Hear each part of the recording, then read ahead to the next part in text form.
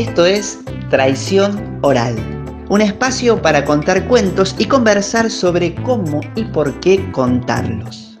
Déjese traicionar por los cuenteros que le harán creer, si lo agarran desprevenido, que usted está en otro tiempo y en otro lugar, y que no hay problemas en su barrio ni en su corazón que se agita como loco.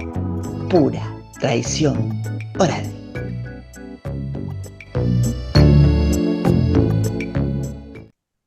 Aquí Silvia de Césare, narradora oral, en una conversación con Mauro Guzmán. Esto es...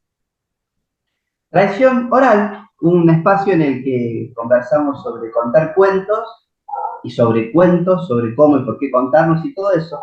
Y hoy tenemos un tema que es el que va a ser el tema central de esta conversación, que es el silencio.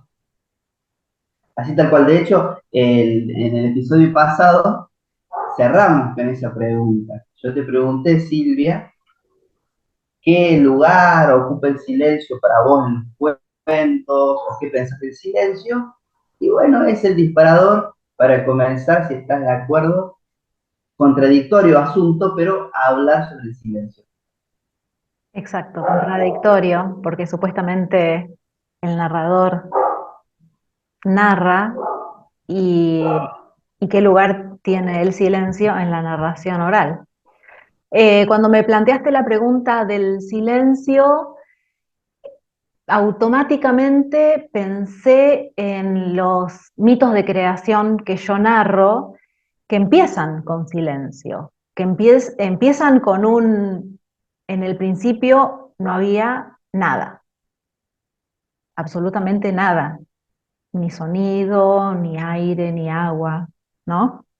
Y qué importante que es que exista ese silencio y esa nada misma justamente para crear, porque donde no hay nada, hay un proyecto de creación. Y la creación puede resultar a partir de esa nada misma, de ese silencio, bueno, se puede disparar hacia tantos lugares, ¿no?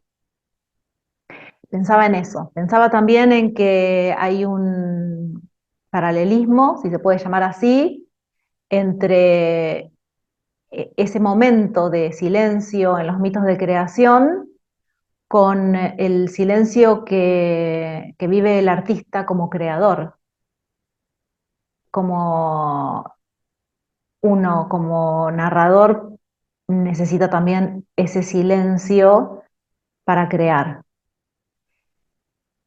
Y después, pensando en el lugar que tiene el silencio en el acto de narrar, se me ocurrieron algunas cosas. Por ejemplo, hay silencios durante la narración de historias que hay un silencio muy particular que es el del silencio de cuando uno está contando algo y de repente se olvida lo que está contando y hace silencio. Que me ha pasado, lo admito, y en ese caso la gente te ayuda, el público te ayuda. Me ha pasado de decir, ay, ¿qué estaba diciendo? Y está bueno también porque estás chequeando a ver si te están escuchando, si están prestando atención, eso está bueno. Y luego los silencios que están hechos a propósito porque son pausas necesarias para que ocurran otras cosas, ¿no? Para generar suspenso, eh, pausas o silencios que se hacen para permitir que entre el cuerpo en acción, ¿no? Entonces, se elimina la palabra porque se reemplaza por algún gesto, eh, un gesto que tal vez busca generar complicidad con el público también, ¿no? Desde el humor. Eh, ¿Qué otra cosa? A ver, tengo un machete acá que me hice. Eh, y después hay un silencio que a mí me gusta mucho, que no es un silencio absoluto. Es un silencio de palabras, pero que deja lugar a que en un espectáculo ingrese la música. Y esto es lo que me pasa, por ejemplo, cuando comparto escenario con alguna cantante o con alguien que está ejecutando algún instrumento musical, que me parece sumamente necesario por momentos que haya una pausa de palabras para que ingrese la música, para permitir que lo que se narró antes sea digerido por el público. Son unas, me parece que a veces son pausas necesarias. Cuando uno, por ejemplo, está contando algo que es muy fuerte emocionalmente, eh, para no pasar enseguida a otro relato, la pausa musical abre un espacio donde la persona puede, bueno, salirse de ese lugar donde tal vez se le hizo un nudo en la garganta, ¿no? O, bueno, y nada, y a través de esta pausa relajar y prepararse para ya escuchar otra cosa, ¿no? Y también me ha pasado, por ejemplo, cuando narro mitos del mundo, más específicamente cuando hice el espectáculo de mitología Hopi, que era al principio como mucha información, las pausas donde había sonidos, me parece que ayudaban para que la gente, para que el público tal vez organice esa información en su cabeza. No quiero decir que lo hagan de forma consciente, ¿no? Pero que seguramente en esa pausa algo sucede en la cabeza del público que les permite después seguir escuchando y tal vez comprender mejor de qué va la cosa. Y por último, y con esto termino, eh, el silencio que hace el público cuando escucha. El silencio del público como respuesta a lo que uno está narrando. El silencio que para el narrador significa que ya los atrapaste, que ya están, que te están escuchando y que además, bueno, ese silencio viniendo de, no sé, de un grupo de niños o de un grupo de adolescentes ruidosos o de un grupo de borrachos que están en un bar charlando con todos, con sus vozarrones y que de repente hicieron silencio porque necesitan saber qué es eso que estás contando. Está buenísimo para uno como narrador, ¿no? Bueno, eso sobre el silencio. Sí, está buenísimo para pensar, porque de lo que vos decías, entre otras cosas, me quedo con que lejos del silencio, ser la nada o ser el vacío absoluto, hay distintos tipos de silencio. Hay un silencio, vos hablabas del silencio de la creación, ¿no? En la nada aparece algo, la creación del mundo, pero la creación del artista también, bueno, todo eso que dijiste, después el silencio del público, después el silencio dentro del cuento, o sea que hay muchos tipos de silencio, eso es fabuloso no es lo mismo un silencio que otro. Creo que estaría muy contenta con lo que decís, muy de acuerdo con vos, la narradora, la narradora Charo Pita, que ella tiene dos artículos breves sobre el silencio, muy lindos, que están en la revista digital AEDA, Asociación de Narradores Orales Profesionales de España, que tienen hermoso eso de la AEDA, que todos los meses, creo que no sé con qué frecuencia, sacan una revista en base a un tema. El último, por ejemplo, la de hace poco que salió, ahora estamos en marzo del 2024, no sé cuándo irán esto en la gente que escucha el podcast, pero el último número de AEDA que salió se llama Cuentos para, y habla acerca de los cuentos que se piensan con una utilidad, ¿no? y reflexionan sobre eso. Sus cuentos para que los chicos aprendan a portarse bien, cuentos para, etcétera. Bueno, dentro de esa revista hay dos artículos de Charo Pita sobre el silencio. Una se llama Silencio, justamente, y el otro, y sin embargo, el silencio. El que se llama Silencio me llamó la atención porque yo leyéndolo había notado unas cosas, y me parece que se varía muy bien con lo que vos decís.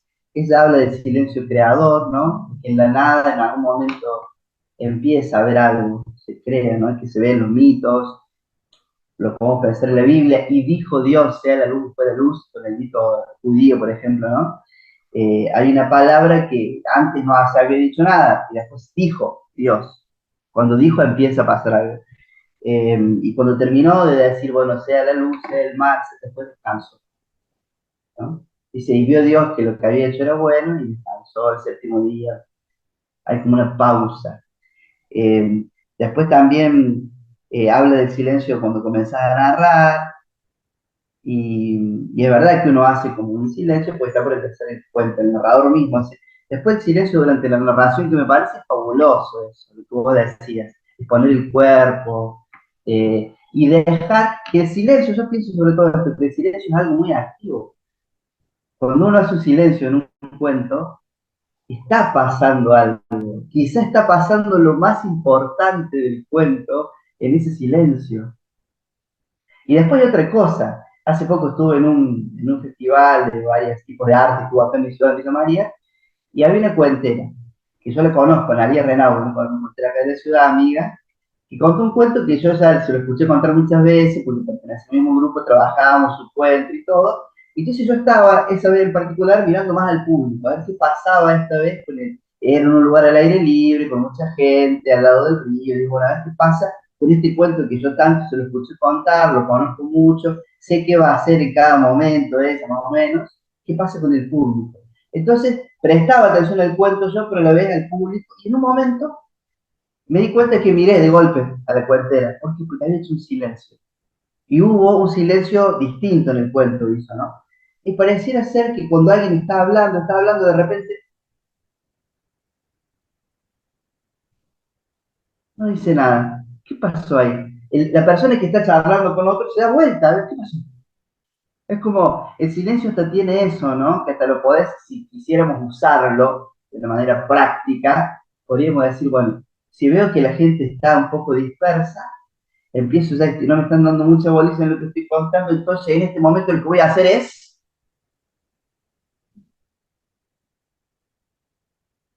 callarme, ¿no? Incluso puedes mirar al público, lo que vos quieras, ¿no? Pensando en un uso instrumental del silencio, pero después hay como pausas, llamémosle entre comillas, naturales. Bueno, esa cosita, está re bueno todo lo que contás. ¿Sabes qué quiero aportar? Unas frases que noté.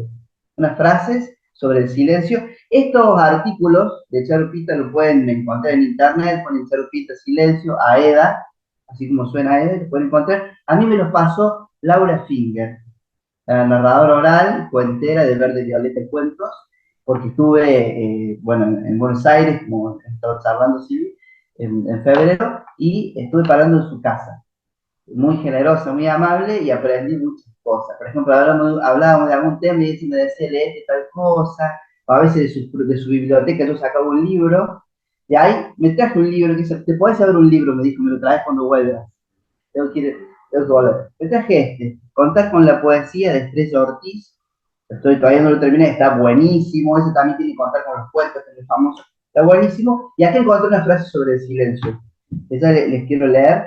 Eh, y vamos con algunas frases. Vos cuando me quieras interrumpir, me interrumpís. Cuando no estés de acuerdo o cuando quieras acotar algo. Pero hay una frase, por ejemplo, que está en otro libro que tenía Laura. Es un libro de Cecilia Bajou, que es una mediadora de lectura, investigadora, lectora, que ha pensado mucho la lectura en las aulas, por ejemplo, en la escuela, la mediación lectora, y he pensado sobre el silencio. Tiene un libro que se llama La orfebrería del silencio, pero ahora es de otro libro donde saca esta frase. El libro se llama Oír entre líneas, el valor de la escucha en las prácticas de la lectura. Así se llama el libro, ¿no? Y ahí hay una frase que en realidad eh, esa la va a tomar de ella va a tomar una frase de Filiberto Hernández, ¿no? El cuentero, el cuentista, el narrador, digamos, escritor uruguayo. Y la frase dice así, atentos. Cuando el silencio ya era de confianza, intervenía en la música. Pasaba entre los sonidos como un gato con su gran cola negra y los dejaba llenos de intención. Voy a ir de nuevo con esta frase de Feliberto Hernández, un narrador, escritor, ¿no? Un escritor. Y dice, cuando el silencio ya era de confianza, ¿sí? Sé que le da como una personalidad al silencio, intervenía en la música. Acá podemos pensar en la narración, que también tiene lo musical, ¿no? Sigue la frase, pasaba entre los sonidos como un gato con su gran cola negra, ¿no? Es el silencio muy activo, pasando entre los sonidos, ¿no? Paseándose con su cola. Aparte, no elige cualquier animal, elige un gato negro encima, o un gato con cola negra. El sonido, el silencio como un gato que se va metiendo entre los sonidos. Y dice que a esos sonidos los dejaba llenos de intención. Y quiero quedarme con esa idea porque ahí vemos que el silencio realmente, como vos bien lo decías, Silvia, el silencio está como, todo el tiempo está pariendo sentido. Ujú. Es como que entra en un cuento para embarazarlo al cuento y para embarazar la oreja del docente de sentido.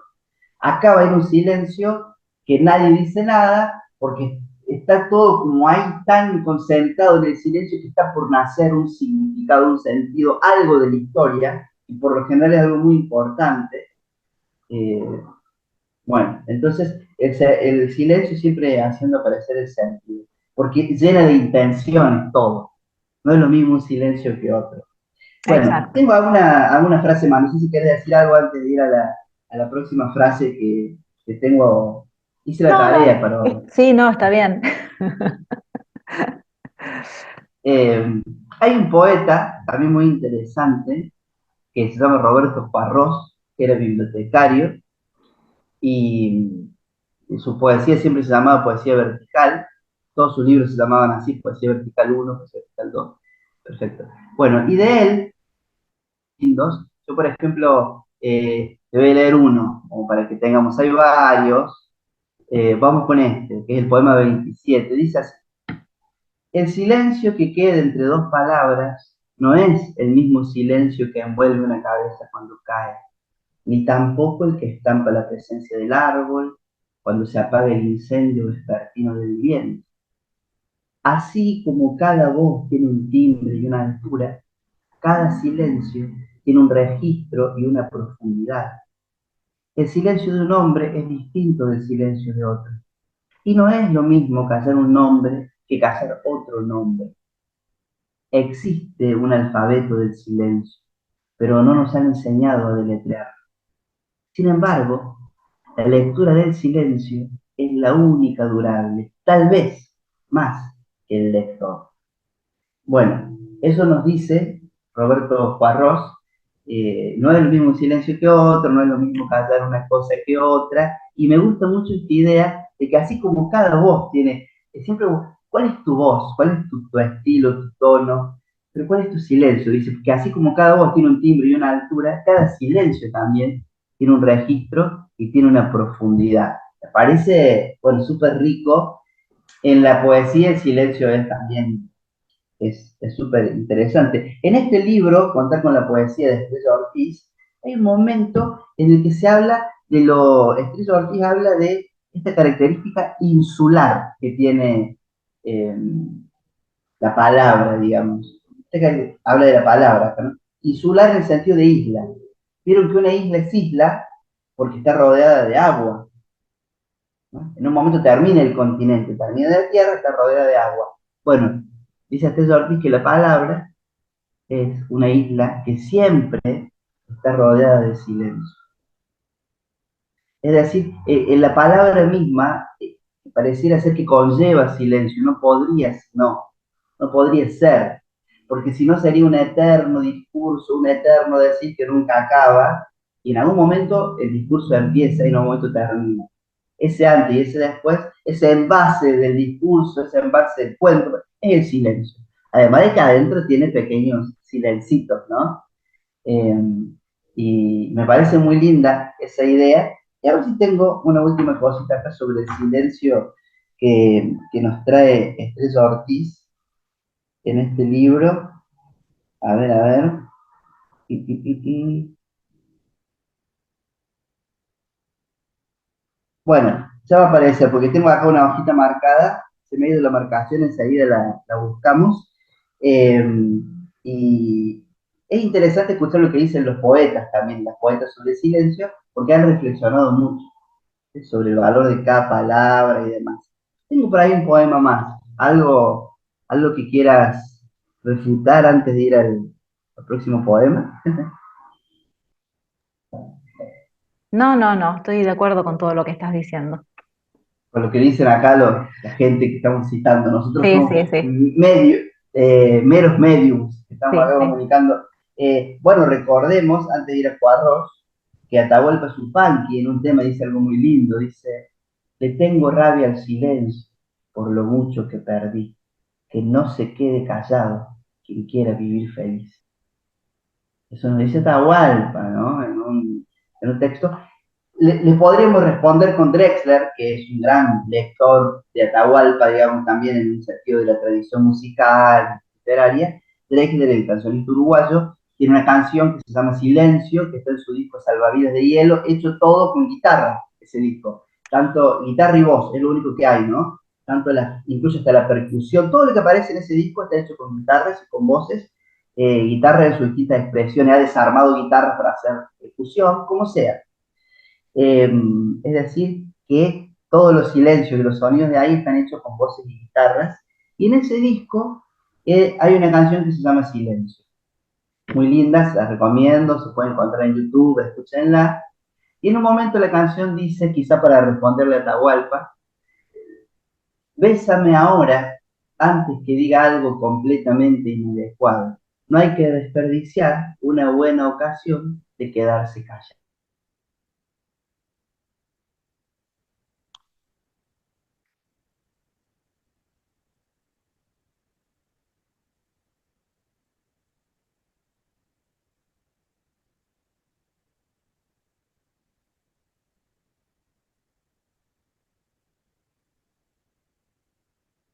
Me parece que te has congelado, Silvi, y si volverás enseguida. Ahí estás, te Ahí veo, está. estás. ¿Me escuchás vos? ¿Me escuchás? Sí, sí. Bueno, eh, bueno, genial, genial, de 10 de 10.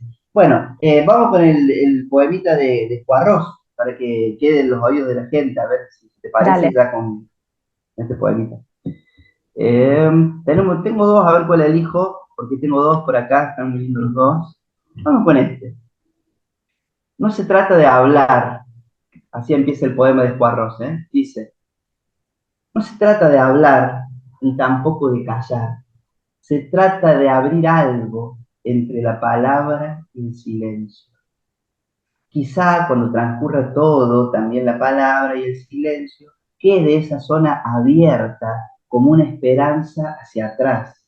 Y tal vez ese signo invertido constituya un toque de atención para este mutismo ilimitado, donde palpablemente nos hundimos. Hasta ahí el poema, rescatemos, o sea, sería infinito pensarlo, hacer anotaciones sobre este poema, que a cada quien vuelva en esta parte del video, del audio, y escuchen otra vez el poema, búsquenlo, pero vamos a fijarnos en una parte, ¿no? Que dice Juan Rojas, no se trata de hablar ni tampoco de callar, se trata de abrir algo entre la palabra y el silencio. Así, después tiene otro poema él que dice, si todo fuera silencio, si todo fuera sonido. No, no, no. Justamente la idea es abrir algo entre la palabra y el silencio. Algo que a lo mejor nos llega después. No sé. Eh, Vi hace poco una charla de un colombiano japonés, no recuerdo el nombre. Muy linda la charla, las cosas que él cuenta. Eh, y él en un momento que tiene que contar una experiencia, viene hablando así, dice, Bueno, los maestros son personas muy importantes en la vida de la gente. Tenía una maestra de tal y el maestro de inglés. Y el tipo hizo un silencio. Bajó la mirada un poquito, ¿no? Y dijo, ponele, ¿no? Yasinara Tokio, que se supone que se llamaba el, no sé yo, japonés. Y empezó a contar. Y empezó a contar la historia y el maestro era un maestro muy vivaracho, subía a la mesa y decía, viva la vida vale la pena ser vivida. Bueno, y cuenta toda una historia y hacia el final de la historia cuenta por qué ese maestro era así. Y es una historia profunda, hermosa y muy triste, de por qué ese maestro era como era. Pero recién ahí, cuando en el final de la historia, entendemos por qué él había hecho ese silencio al principio. Porque venía mencionando maestro y cuando mencionó a este maestro, era un maestro especial. De él iba a contar algo distinto. Y ese pequeño silencio que él hizo antes de empezar, yo lo entendí al final. Pero ya había una señal ahí. Y calculo que, como vos decías, a veces uno sin hacerlo de manera consciente, tanto el cuentero como el público, va interpretando los silencios. Los va Claro. interpretando. Sí, Bueno, algunas cositas hay sobre el silencio, sí le podemos hablar 2 horas más sobre el silencio, pero me pregunto, te pregunto, ¿nos trajiste un cuento por casualidad, algo que me quieras contar hoy? sí, Porque me encantaría escuchar. Quedo en silencio. te voy a contar algo muy breve. Es un fragmento tomado del libro de los Hopi. Vos sabés que el pueblo Hopi dice que el mundo fue creado y destruido más de una vez. Ocurrió que durante el primer mundo, un grupo de personas fueron llevadas a un gran montículo porque se venía el fin del mundo. Y estas personas era un grupo de elegidos. Habían sido elegidos por Taiowa, el creador, para luego poder salir al nuevo mundo y, y volver a poblarlo. Antes de destruir el mundo, este grupo de elegidos fue enviado al montículo y allí debieron pasar algún tiempo con la gente hormiga. El creador le aconsejó a los hombres y mujeres que aprovechen el tiempo allí con las hormigas para aprender de ellas.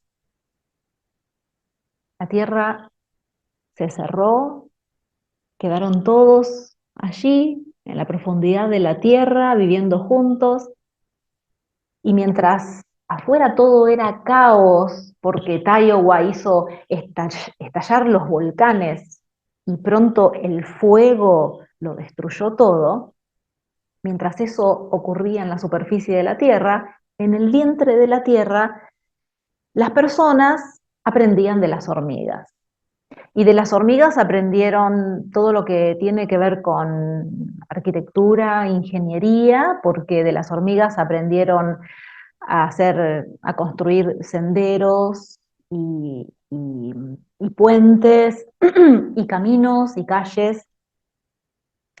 Y otra cosa muy importante que aprendieron de las hormigas fue que los alimentos que se recolectaban en verano podían almacenarse para luego tener alimentos en invierno.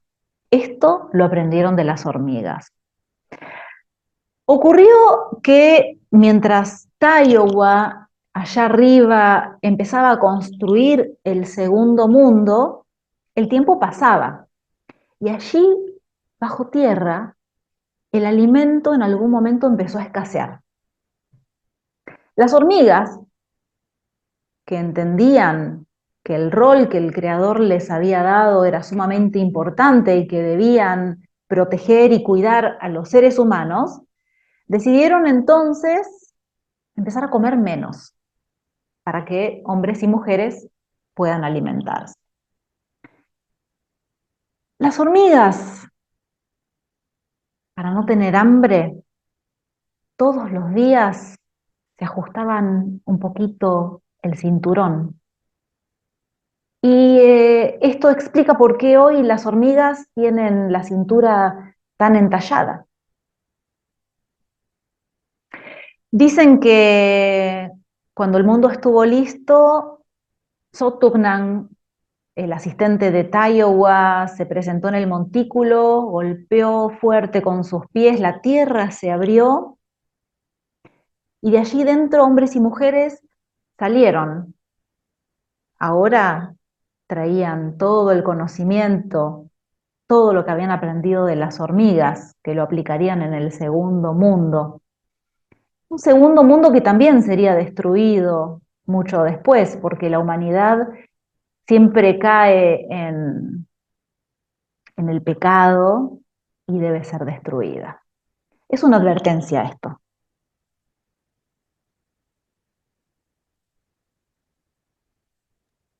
Bueno, gracias, Silvio, por advertirnos.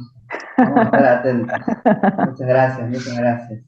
Eh, Buenísimo. Estas historias que si alguien pregunta o algo, ¿vos cómo llegás a estas historias? ¿Las lees, te las cuentan?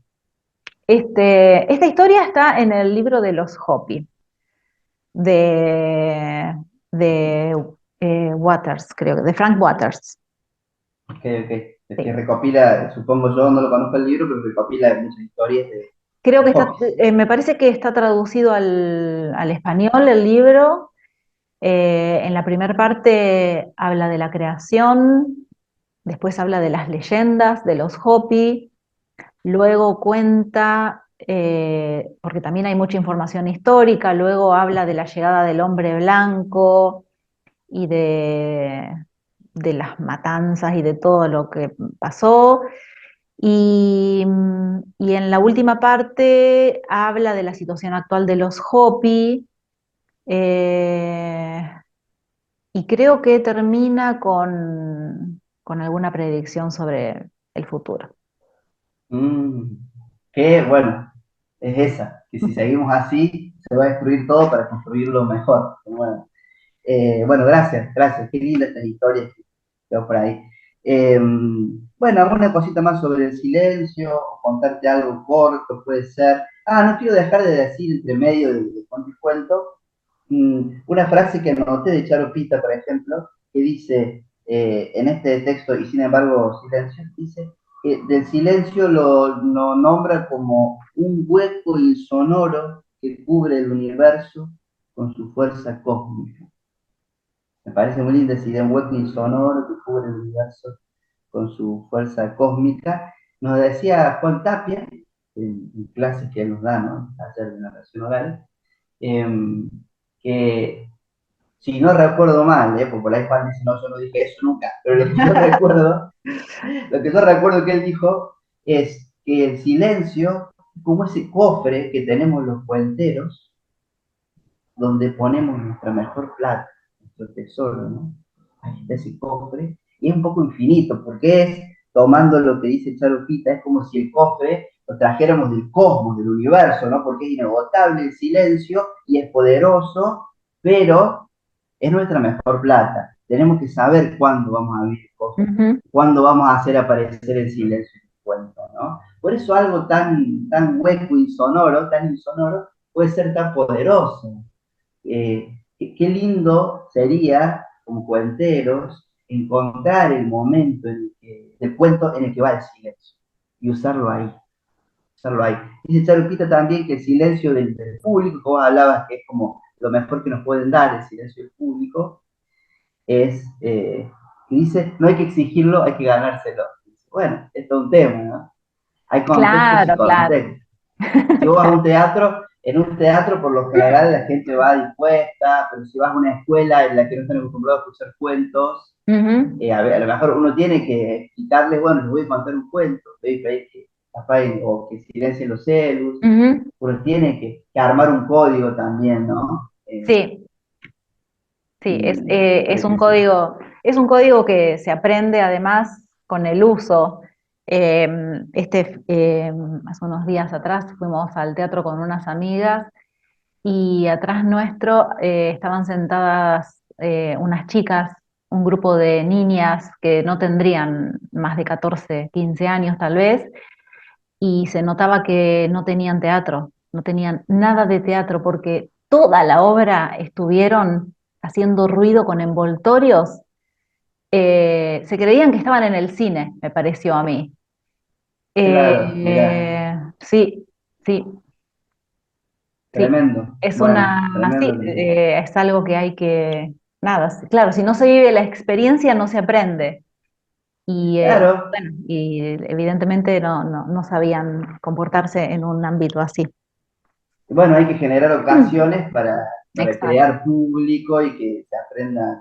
Bueno, y sí, sí, es verdad, es verdad. Sí. Eh, Una vez Tal me cual. pasó, Tampoco, una vez me pasó en una escuela, fui a narrar historias y no sé, cosas, esto fue cosa de la maestra en realidad, no fue de los chicos. La maestra empezó a repartir bolsitas con pochoclos. ah, claro, mira. Pero Y con la mejor onda, me imagino, ¿no? claro, claro, claro, miren, cómanse estos pochoclos mientras escuchan historias. Y fue terrible, fue caótico, porque los pibes, nada, el tema de discusión era quién tenía más pochoclos, o a quién se le habían caído, o quién le había tirado con un pochoclo a otro. Eh, bueno, Qué loco, buenísima la anécdota. Aparte es muy delicado la atmósfera que hay que crear para contar un cuento. Es todo muy delicado, es todo muy frágil. También ahí está su poder, en esa fragilidad de una tensión que pende de un hilito, que si vos haces un mal silencio, un mal movimiento, los perdés, pero si lográs tenerlos, es muy poderoso lo que pasa. claro, sí. Bueno, sí, sí, sí. Bueno, ahí la que no estaba todavía acostumbrada a escuchar cuentos era la docente, ¿no? Claramente, ahí Claro, con sí, una, sí. y hablando del silencio, de quizás las ausencias, los sonidos y demás, voy a contar una historia. Esta historia habla de cuando yo era chico, porque cuando era chico a mí no me contaban historias, no me leían libros, no me cantaban canciones. Pero una noche pasó que estábamos por dormir en la pieza que compartía con mi hermana y con mi hermanito. Ya eran altas horas de la noche, horas de estar durmiendo bien, y mi hermanito empezó a llorar. Y lloraba, y lloraba, y su llanto ya, bueno, calmate, dormí tranqui, no pasa nada, le dije, y él lloraba, lloraba. Mi hermana también le dice, calmate, no pasa nada. Lloraba, lloraba, tanto lloraba que escuchó mi mamá, que dormía con mi papá en la pieza del lado. Entonces ocurrió lo que no ocurría habitualmente. Ocurrió que escuché desde mi habitación que mi mamá se sentó en la cama, que se puso las chancletas en un y también que caminó hasta la puerta de su pieza. Abrió la puerta de su pieza y cruzó el pasillo que separaba su pieza de la nuestra y recuerdo haber escuchado el sonido de su mano tomando el picaporte de nuestra puerta y que la puerta se abrió despacito. Y ahí, en la penumbra de la habitación, pasada la medianoche, los pasos de mi mamá. Pasa al lado de la cama de mi hermana y no se frena porque no iba por mi hermana. Al lado de mi cama no se frena porque no iba por mí. Se frena. Cuando llega, junto a la cama de mi hermanito, el llorante, escucho que se sienta. Escucho que le pide amablemente que se calme.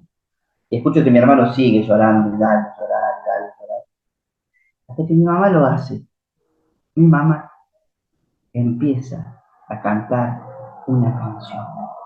Para mi hermanito, para que ya no llorara. Era una canción que hablaba sobre Pinocho.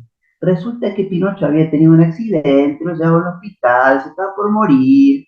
Y mi mamá cantaba y mi hermano lloraba. Y yo pensaba, ¿cuándo va a dejar de llorar? ¿No ve lo que está pasando?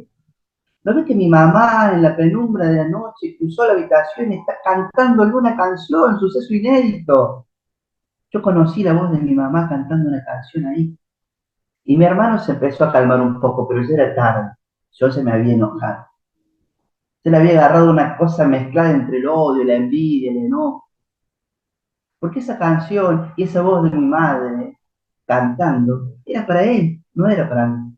Pero yo sentía que yo la estaba disfrutando más que él. Yo sentía que yo, en la oscuridad, abría las orejas como si fueran dos grandes ojos y trataba de ver todo lo que mi mamá cantaba, trataba con las orejas de atrapar en el aire cada sonido. Me di cuenta, no con estas palabras quizás, que rimaba la canción. Cada tanto venía una palabra que rimaba con alguna del verso anterior. Entonces trataba de adelantarme la cual palabra iba a ser la próxima que iba a pronunciar la boca de mi mamá cantora, repentina cantora. A veces adivinaba, a veces no. Y me di cuenta en ese momento que estaba cometiendo mi primer delito, porque por un lado quise que Pinocho no llegara al hospital, que lo chocara otro auto, que la ambulancia no, para que la canción siguiera, para que no terminara más, o que lo pasara de un hospital al otro, terapia intensiva, lo que fuera, ¿no? No te mueras nunca, Pinocho, pensaba yo. Nunca escuché cómo termina la canción, pero sí me acuerdo que yo me distraje pensando que había cometido otro delito, además de desearle el mal a un personaje bonito, un poco mentiroso, pero bonito. El otro delito fue que yo robé. Esa noche robé porque esa canción era para mi hermanito y yo me la agarré toda para mí. Y yo la disfruté más que él. Y lo entendí esa noche, que me había convertido en un ladrón de historias. Y que las historias quizás no iban a venir a mí, y que iba a tener que salir yo a buscarlas en medio de la noche y la oscuridad, y que si estaban ahí y no quería que, incluso tenía que robarlas, y si era necesario, a mis propios parientes. Bueno, desde aquella noche, o desde aquella medianoche, con un llorante al lado, con una madre cantora, es que yo me convertí en un ladrón de historias y ando por acá y por allá buscando historias, robándolas y después regalándoselas a las demás personas. No van a hacer cosas que ellos tampoco tengan quien les cuente historias. Bueno, esa pequeña historia para recordar algo de la vida y del silencio. No nos queremos ir sin que nos hagas una pregunta, Silvia. Te voy a hacer una pregunta. Tal vez te parezca que es una pregunta muy personal, porque sé que la respuesta va a tener que ser bastante subjetiva seguramente. Me gustaría que en el próximo podcast hablemos de la soledad del narrador oral. Ah, me encanta, me encanta. O Sí, sea, qué pasa con la soledad del narrador? ¿Qué pasa con la soledad y el narrador oral? Sería más o menos la pregunta. Yo sí, fui por porque ahí, por ese lado. pienso, sí, porque pienso que los narradores orales trabajamos en solitario muchas veces, eh, a diferencia del actor que participa en una obra y que tiene otros compañeros y que ensayan todos juntos y que tienen un guión que seguir. Nuestro trabajo, en cambio, es sumamente solitario. Y bueno, O no, lo veremos oh, en el bueno, podcast. bueno, Está hecha la pregunta. Está hecha la pregunta. Así que la pregunta es, ¿cómo lo vivís vos? Ahí está. como lo digo yo, genial. Y queda ahí, entonces, si ustedes quieren saber la respuesta, ustedes queridos y queridas y queridas que están del otro lado, van a tener que escuchar el próximo episodio de Tradición Oral que hacemos con Silvia, y del que hablaremos centralmente de la soledad, de la narración oral, cómo yo la vivo. Te voy a preguntar seguramente cómo lo vivís vos también. Así que voy a tomar la pregunta, pero te lo voy Bien, a devolver. Atenti, atenti. ok. Y bueno, y que vayan pensando quienes nos escuchan y cuentan cuentos, qué piensan de esto también, de esta Ujú. pregunta, y a ver si acuerdan con nuestros pensamientos o no en el próximo podcast. Un gusto, Silvia, un gusto, gente que está del otro lado. Hasta la próxima. Hasta la próxima, nos escuchamos. Gracias por escuchar. Somos Silvia de Césare y Mauro Guzmán, narradores orales. Y esto fue Traición Oral. Déjanos tus comentarios y preguntas y seguinos en redes sociales. Nos escuchamos en el próximo episodio de Traición Oral.